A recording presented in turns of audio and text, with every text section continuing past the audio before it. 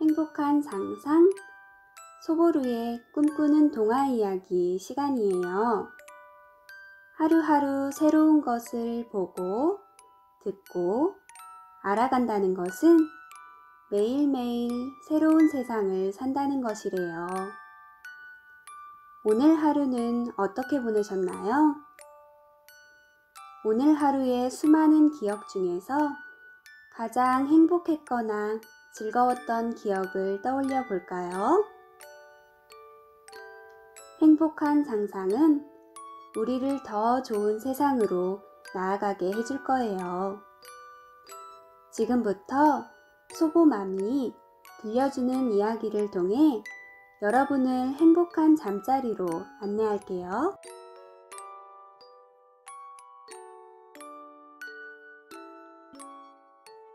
제목 효녀 심청. 옛날 어느 마을에 금슬 좋은 신봉사 부부가 살고 있었어요. 남편은 성실하고 마음씨 착했지만 눈이 보이지 않았어요. 그런 남편 옆에서 아내는 앞을 보지 못하는 남편에게 눈이 되어주고 빛이 되어주었죠. 여보, 이쪽이에요. 앞에 돌뿌리가 있어요. 조심해요. 그래. 고맙구려.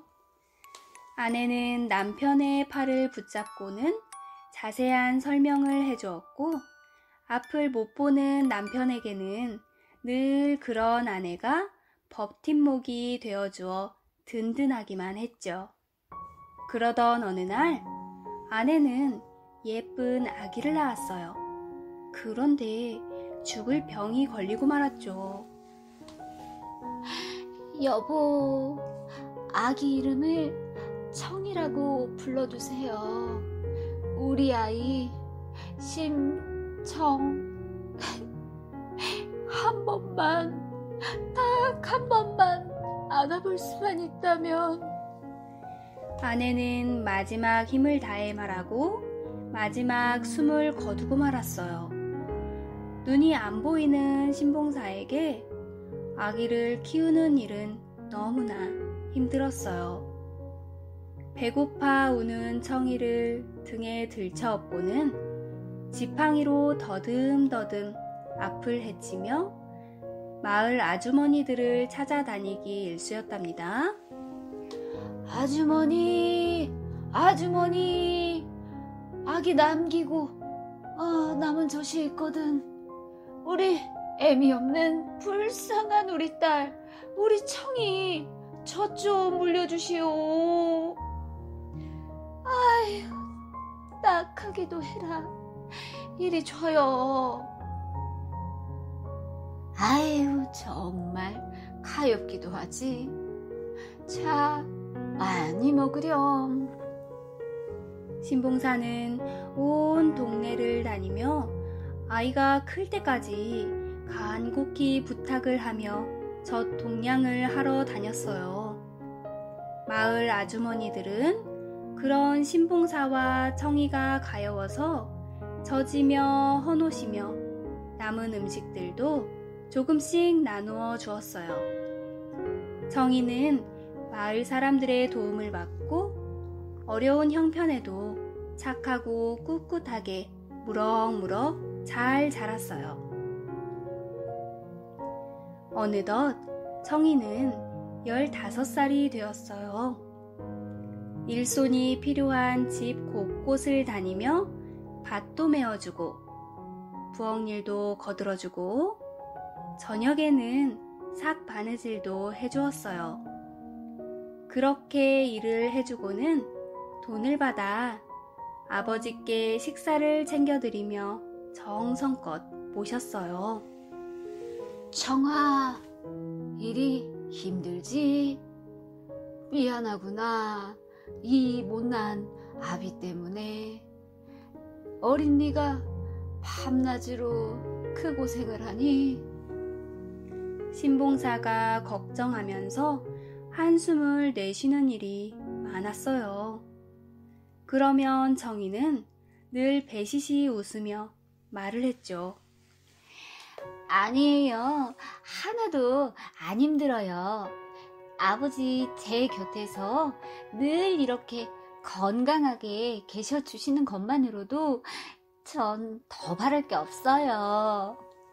신봉사는 못난 아비 때문에 고생하는 딸이 몹시 안쓰러웠어요. 그러던 어느 날이었어요. 아랫마을 잔칫집으로 일을 하러 간 정희가 늦도록 돌아오지 않았어요. 얘가 왜 이렇게 늦어? 이런 적이 없었는데. 신봉사는 정희가 걱정이 되어 마중을 나갔어요. 아랫마을과 연결이 되는 개천까지 도착해서 징검다리를 하나하나 지팡이를 짚고 더듬더듬 걸어갔죠. 그런데 그만 발을 헛디뎌 물에 풍덩 빠지고 말았어요. 사람 살려! 사람 살려! 근처를 지나던 스님이 고함 소리를 듣고 달려와 신봉사를 재빨리 구해주었어요. 참 고맙습니다. 제가 눈이 안 보여서 그만. 덕분에 살았습니다. 스님은 안타깝다는 듯 혼잣말로 중얼거렸어요. 그거 참 딱하구만. 쌀 300석을 부처님께 바치면 눈을 뜰 수 있을 텐데. 그 말에 신봉사는 귀가 번쩍 뜨였어요. 아이고 스님, 참말입니까? 그 눈을 뜰 수 있다는 게? 네, 눈을 뜰 수만 있다면 뭐든지 하지요. 네, 뭐든지 하겠습니다. 신봉사는 스님과 덜컥 약속을 해버리고 말았어요. 청이를 만나 집으로 돌아온 신봉사는 곧 후회했어요. 이 일을 어찌한단 말이야. 아이고, 내가 정신이 나갔어. 청이가 벌어서 같이 먹고 살기도 지금 빠듯한데 쌀 300석이라니. 마음이 불안하여 안절부절. 밥도 제대로 넘어가지 않고 잠도 제대로 이루지 못하며 땅이 꺼져라 한숨만 쉬어댔어요. 스님과 약속한 그 많은 쌀을 어디서 구할지 막막하기만 했어요.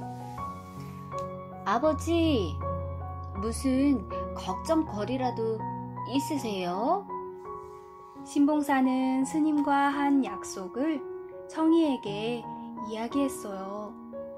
청이는 아버지의 손을 꼭 잡으며 말했어요. 아버지, 염려하지 마세요. 제가 방법을 찾아볼게요. 청이는 아버지의 걱정을 덜어드리기 위해 밝은 목소리로 말했지만 속으로는 어찌해야 할 바를 몰라 했어요. 며칠 뒤 마을에 이상한 소문이 들려오기 시작했어요. 바로 뱃사람들이 처녀를 산다는 소문이었죠. 뱃사람들 말 들었어? 글쎄, 인당수에 파도가 하도 심해서 배가 뒤집히는 일이 많다잖소. 처녀를 바다에 바치면 그 노란 파도가 금세 잔잔해져가지고 뱃사람들이 그 길을 문제없이 지날 수가 있대요, 글쎄. 세상에, 아무리 그래도 그렇지. 사람을 어찌, 무서워라. 그래도 사람 목숨값이니 아주 후하게 돈을 쳐준다는구만 그래. 청이는 순간 눈앞이 캄캄해졌어요. 무언가 결심한 듯 청이는 사람들에게 물어 뱃사람들을 찾아갔어요. 저 소문을 듣고 찾아왔는데요. 인당수에 밭을 처녀를 찾으신다고.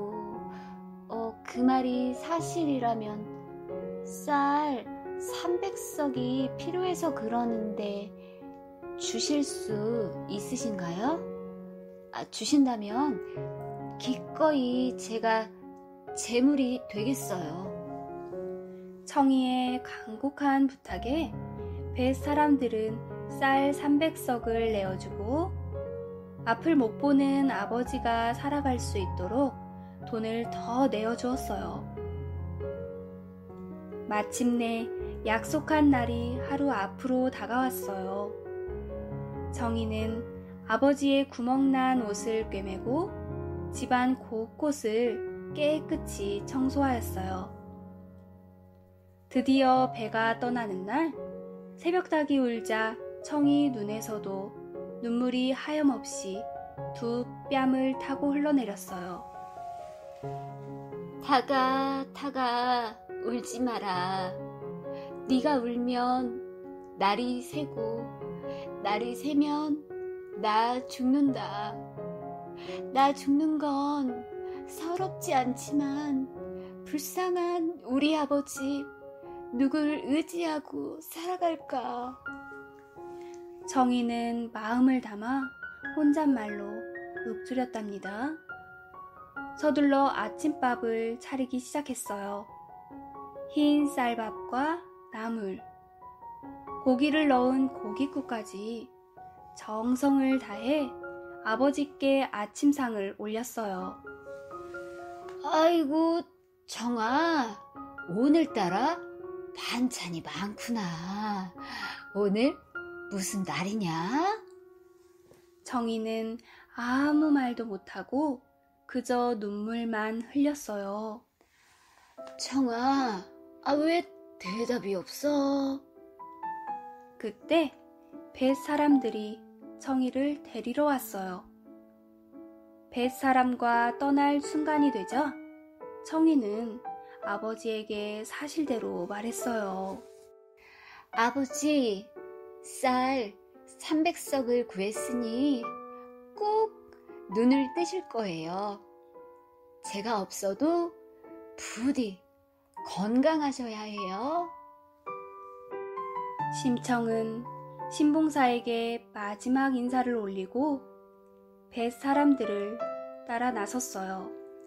아가 이게 웬 말이냐? 안 된다. 절대 못 간다. 너를 팔아 내가 눈을 뜨면 그게 무슨 소용이란 말이냐? 난 눈 뜨기 싫다. 가지 마라, 청아.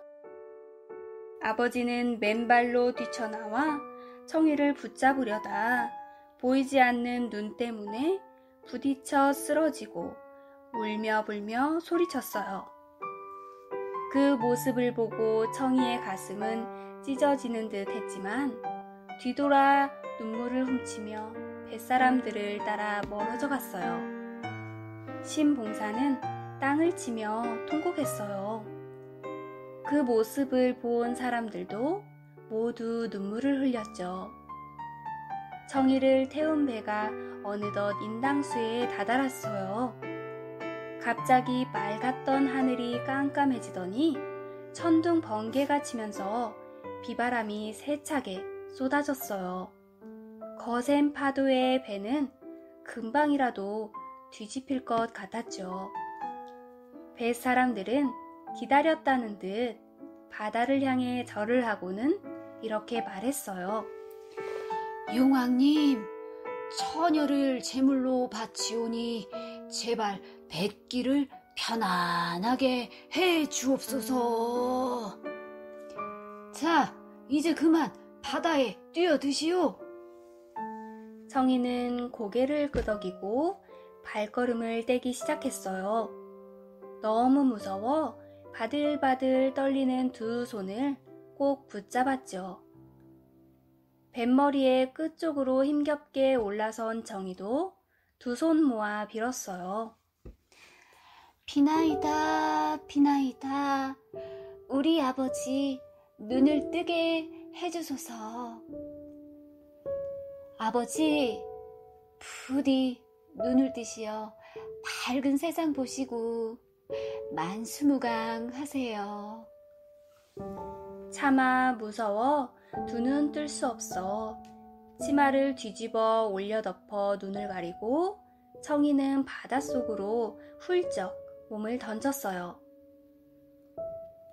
청이 아버지는 딸을 잃고 눈물로 세월을 보냈어요. 에휴, 가여워라. 에이, 그 귀한 딸을 그리 보냈으니. 마을 사람들은 청이 아버지를 아껴주었어요. 뱃 사람들이 가기 전 청이를 데려간 대가로 쌀 300석은 부처님께 바쳤고 홀로 계신 아버지 쓰라고 쌈짓돈을 두둑히 따로 챙겨주었는데 그게 소문이 났나 봐요. 온 몸에 심술보가 덕지덕지 붙은 뺑덕어멈이라는 사람이 있었는데 홀로 있는 신봉사 옆에 다가와 이것저것 챙겨주는 척하고는 신봉사의 외로움을 이용해 결혼을 했어요. 여보 임자, 네, 요 앞에 마실 좀 다녀오려는데 노잣돈 좀 주구려. 없어요. 내가 엿 싸먹고 떡 싸먹어서 다 써버렸어요. 뺑덕어멈은 신봉사의 귀한 돈을 펑펑 써댔답니다. 얼만큼 시간이 지났을까? 심청이 정신을 차리고 눈을 떠보니 눈앞에 화려한 의자에 멋진 옷을 입은 용왕님이 앉아 있었어요. 여기가 어디지? 내가 죽은 건가? 청이가 어리둥절해하자 용왕님이 환하게 웃으며 말했어요. 여기는 용궁이란다.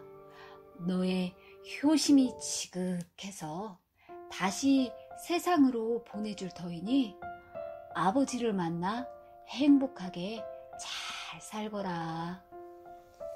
얼마 뒤 청이가 몸을 던졌던 인당수 위에 커다란 연꽃이 떠올랐어요. 용왕님은 청이를 커다란 연꽃 속에 넣어 바다 위로 두둥실 띄워 올려보낸 거였답니다. 뱃사람들이 무사히 장사를 마치고 돌아오는 길에 아주 커다란 연꽃이 떠 있는 걸 보았어요. 바다 한가운데 연꽃이 피다니 정말 신기한 일이야. 그렇다면 이 귀한 꽃을 우리가 건져다가 임금님께 바치세나.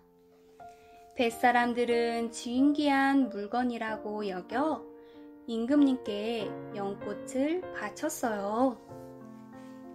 오, 이토록 크고 아름다운 연꽃은 처음 보는구나.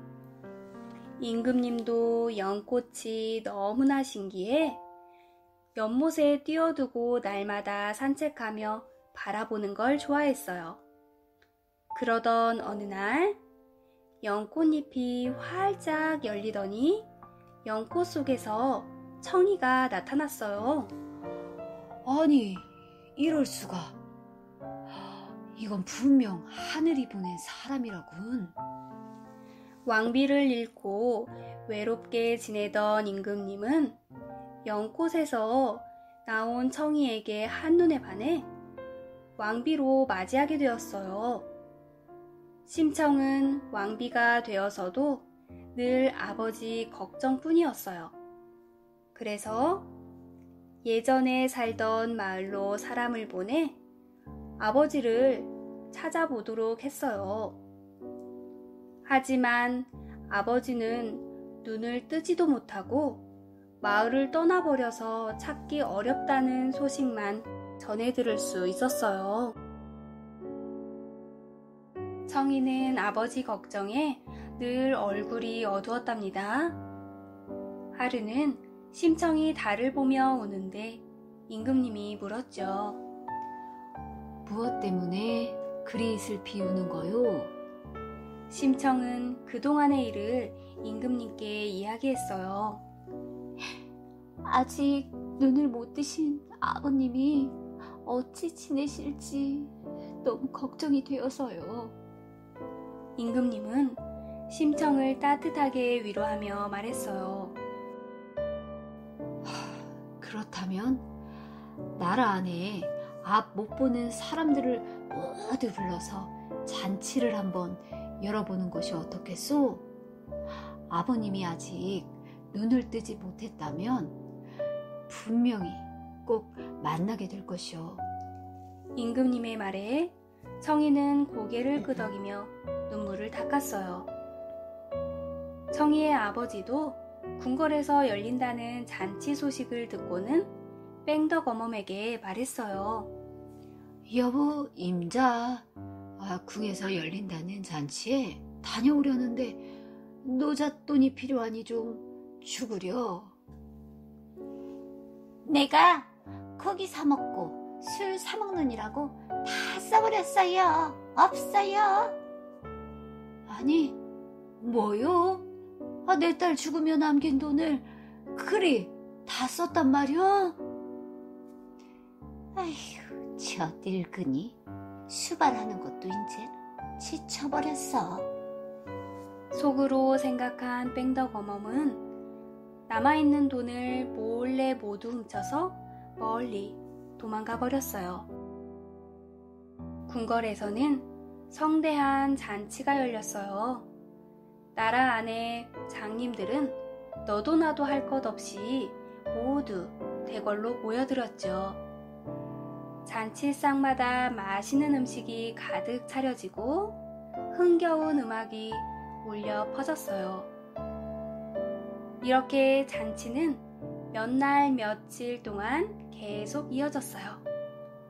청이는 아버지를 행여라도 놓칠까 대궐로 들어오는 모든 사람들을 꼼꼼히 지켜보고 또 확인했어요. 어느덧 잔치 마지막 날이 되었어요. 청이는 애타게 궁궐 문만 보고 또 바라보았어요. 그러나 해가 저물도록 신봉사는 나타나지 않았어요. 아버님은 끝내 오시지 않는구나. 그때 저 멀리 지팡이를 짚고 대궐 안으로 들어오는 한 장님이 있었어요. 신봉사가 돈이 없어 맹인 잔치에 못 간다는 소식을 듣고 마을 사람들과 관하에서 돈을 조금씩 모아서 갈 수 있도록 도와주었던 것이었답니다. 거지로 보이는 듯 누더기 차림에 볼품없이 삐쩍 말라 걸어오는 그 사람. 행색이 많이 변했지만 청이는 아버지를 한눈에 알아볼 수 있었어요. 한달음에 달려 아버지의 손을 맞잡았어요. 아버지 저예요. 청이에요. 뭐? 청이라고? 내 딸 청이가 살아있단 말이냐? 맞네, 맞아. 이 목소리는 우리 청이가 아니더냐? 우리 청이 얼굴 한번 보자. 신봉사는 딸의 얼굴을 어루만지며 청이를 보고 싶어 눈을 움찔대더니 자기도 모르게 힘껏 두 눈을 번쩍 떴어요. 그러자 그 순간 신봉사의 눈에 밝은 빛이 비치더니 청이의 얼굴이 보이기 시작했어요. 보인다 보여. 그래, 내 딸 청이, 네가 청이로구나. 내 딸 정이가 보이는구나. 아버지, 제가 보이세요? 저를 보세요. 아버지가 눈을 뜨셨어요. 두 사람은 너무 기뻐 얼싸안고 눈물을 흘렸어요. 청이의 지극한 효심에 하늘도 감복하였던 거예요. 아버지의 눈을 뜨게 한 건 부처님께 바친 쌀 300석이 아니라 아버지를 생각하는 딸 심청의 지극한 효심이었어요. 그 뒤 효녀 심청은 아버지를 더욱 정성껏 모시고 오래오래 행복하게 살았답니다. 사람들도 오래오래 지금까지도 심청을 기억하며 그 효심을 마음 깊이 새겼답니다.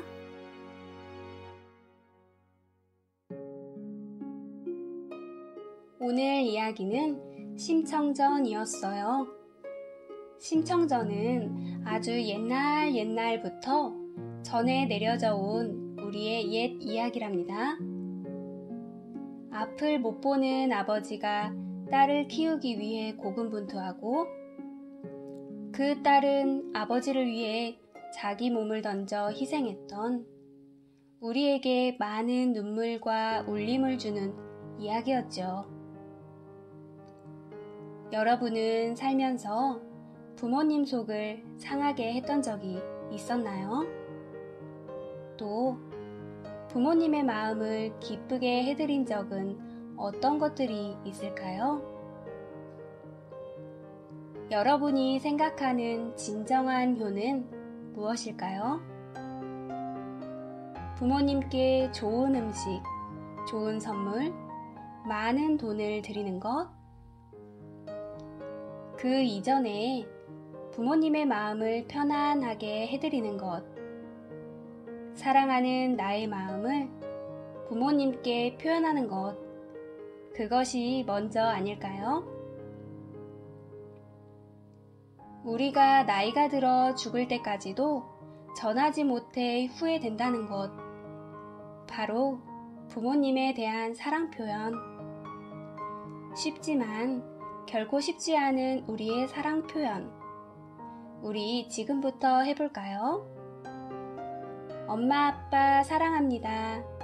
고맙습니다. 라고요. 오늘 이야기를 다시 한번 생각해보며 꿈속 나라로 여행을 떠나길 바랄게요. 행복한 상상, 소보루의 꿈꾸는 동화 이야기. 다음 시간에 또 만나요.